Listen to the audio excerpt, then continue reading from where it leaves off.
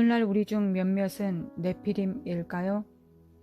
창세기 6장 1절부터 4절입니다. 사람이 땅 위에 번성하기 시작할 때 그들에게서 딸들이 나니 하나님의 아들들이 사람의 딸들의 아름다움을 보고 자기들이 좋아하는 모든 여자를 아내로 삼는지라. 여호와께서 이르시되 나의 영이 영원히 사람과 함께 하지 아니하리니 이는 그들이 육신이 됨이라. 그러나 그들의 날은 120년이 되리라 하시니라. 당시의 땅에는 네피림이 있었고 그 후에도 하나님의 아들들이 사람의 딸들에게로 들어와 자식을 낳으니 그들은 용사라 고대의 명성이 있는 사람들이었더라.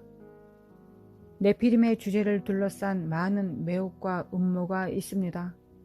비록 거인 네피림이 창세기 소설에 거의 언급되지 않았지만 그들은 나중에 묵시문헌, 특히 에녹서에서 큰 매혹의 주제였습니다. 네피림이라는 단어는 거인 또는 타락한 자로 번역됩니다. 그들은 창세기 6장 4절에서 설명되어 있습니다. 고대 용사, 명성이 있는 사람들. 네피림은 거대한 크기와 힘을 지닌 신비한 존재이기 때문에 네피림의 정확한 기호는 다소 논쟁거리입니다. 그러나 대부분의 성서학자들에 의해 널리 받아들여지고 있는 하나의 주요한 사상학파가 있습니다. 그것은 네피림의 기원과 창조가 타락한 천사인 하나님의 아들들과 아담의 딸들인 사람의 딸들 사이의 결혼의 사물이라는 것입니다. 타락한 천사들은 사람의 딸들이 얼마나 아름다운지 보았습니다. 그 당시 그들은 사람의 딸들과 통혼해서 네피림이라고 불리는 사람과 천사의 혼종 피조물이 생겨났습니다. 네피림의 정체에 대해 여러 가지 주장이 있지만 하나님의 아들들이 사람의 딸들과 통혼한 타락한 천사들이라는 견해가 있습니다. 어떤 사람들은 영적 존재가 인간과 성적 관계를 갖는 것은 불가능하다고 주장했습니다. 네피림에 대한 덜 영적인 전해는 하나님의 아들들이 아담의 셋째 아들인 셋의 후손들이라고 말합니다.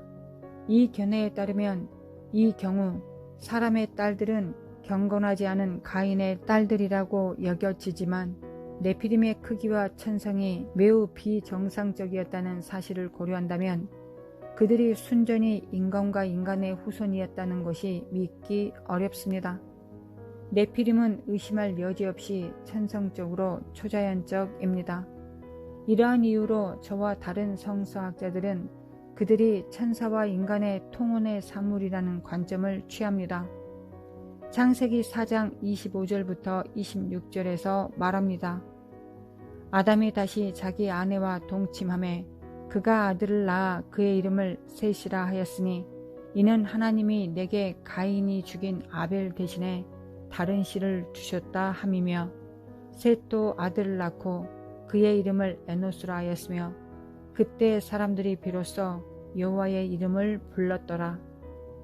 어떤 사람들은 셋이 태어난 후 사람들이 하나님께로 돌아가기 시작했기 때문에 사탄이 인간의 타락 후에 온 인류를 타락시킬 수 있는 수단을 고안했다고 주장합니다. 사탄은 온 인류가 회복할 수 없는 폐허가 되기를 바랬고 타락한 천사와 사람의 딸들이 통혼함으로써 이를 이루려고 했습니다. 그러나 이것은 오늘 우리의 주제가 아닙니다. 우리의 주제는 우리 중 일부가 네피림인가 하는 것입니다. 가장 일반적으로 묻는 질문 중 하나는 오늘날 세상에 네피림의 후손이 있는가 하는 것입니다. 이 질문의 근거는 창세기 6장 4절에서 찾아볼 수 있습니다. 네피림이 홍수 이전에도 그 후에도 존재했습니다. 그 질문은 그들이 어떻게 홍수에서 살아남았는가 하는 것입니다. 성경은 노아의 가족이 홍수의 유일한 생존자였음을 분명히 밝힙니다. 그러나 우리는 홍수가 발생한 후 몇 년 후에 네피림이 나타남을 봅니다. 만약 그들이 홍수에 모두 죽었다면 홍수 후에 네피림이 어떻게 나타날까요? 창세기 6장 4절에서 네피림이 홍수 전과 후에 살았다고 우리에게 말합니다. 그들은 민수기 13장 32절과 33절에도 언급되어 있습니다.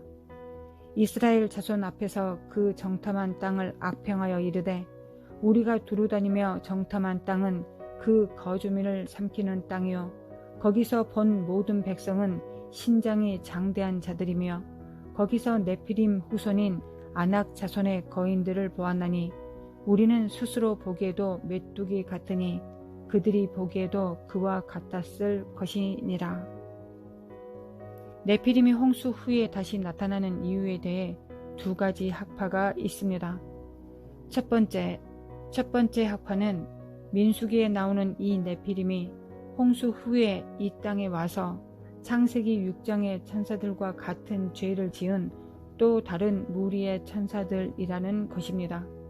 그러나 이것은 이론일 뿐입니다. 실제로 같은 죄를 지은 두 번째 무리의 천사가 있었다는 기록은 성경에 없습니다. 두 번째 학파는 웹사이트 godquestion.com에 게시된 기사에 완벽하게 설명되어 있습니다. 이 주제에 관한 기사에는 네피림이 단순히 인형구 거대한 전사에 대한 반기술적 용어가 되었을 가능성이 매우 높습니다. 그것은 또한 미스터리의 모호한 의미를 가지고 있을지도 모릅니다. 그것은 몬스터 트럭이나 몬스터 캔디바에서와 같이 크기를 나타내는 데 사용할 수 있는 현대 용어 몬스터와 유사할 수도 있습니다. 그것은 또한 몬스터, 괴물로 묘사될 때 어두운 의미를 가질 수도 있습니다.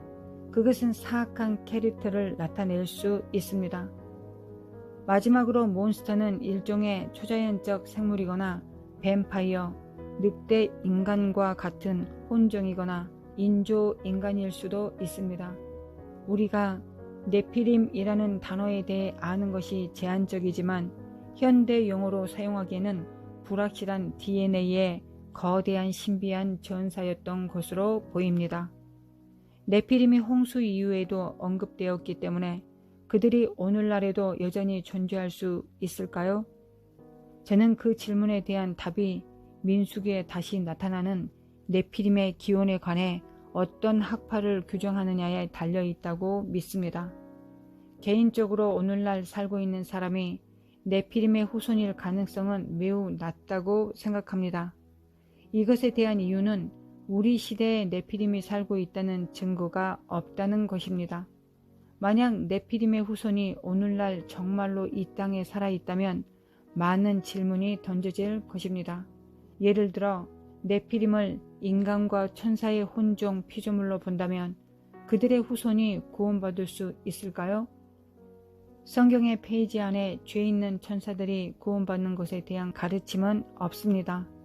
성경은 천사들에게 구원자가 있다거나 심지어 영혼이 있다고 말하지 않습니다. 예수님은 분명히 그들의 구원자가 아닙니다. 히브리서 저자는 이것을 히브리서 2장 14절부터 17절에 자세히 설명합니다. 자녀들은 혈과 육에 속하였음에 그도 또한 같은 모양으로 혈과 육을 함께 지니심은 죽음을 통하여 죽음의 세력을 잡은 자 곧 마귀를 멸하시며 또 죽기를 무서워함으로 한평생 매여 종노릇하는 모든 자들을 놓아주려 하심이니 이는 확실히 천사들을 붙들어 주려 하심이 아니요 오직 아브라함의 자손을 붙들어 주려 하심이라. 그러므로 그가 범사의 형제들과 같이 되심이 마땅하도다. 이는 하나님의 일에 자비하고 신실한 대제사장이 되어 백성의 죄를 속량하려 하심이라. 저는 개인적으로 네피림의 후손이 이 땅에 남아있지 않다고 믿습니다. 신명기 2장 20절부터 21절에서 모세는 하나님께서 암몬 족속 앞에서 네피림을 멸하신 일에 대하여 말하고 있습니다. 이것도 르바임의 땅이라 하였나니 전에 르바임이 거기 거주하였으며 암몬 족속은 그들을 삼술밈이라 일컬었으며 그 백성은 아낙 족속과 같이 강하고 많고 키가 컸으나 여호와께서 암몬 족속 앞에서 그들을 멸하셨으므로 암몬 족속이 대신하여 그 땅에 거주하였으니 아마도 우리 시대에 더 이상 네피림이 없는 이유는 타락한 천사들이 하나님의 심판을 받았기 때문일 것입니다. 유다서 1장 6절은 말합니다. 또 자기 주의를 지키지 아니하고 자기 초소를 떠난 천사들을 큰 날의 심판까지 영원한 결박으로 흑암에 가두셨으며, 성경은 타락한 천사들이 그들의 첫 주의를 지키지 않았고 자기 창조된 고날권을 벗어났기 때문에 하나님께서 심판날까지 그들을 흑암의 쇠사슬로 묶으셨다고 말합니다.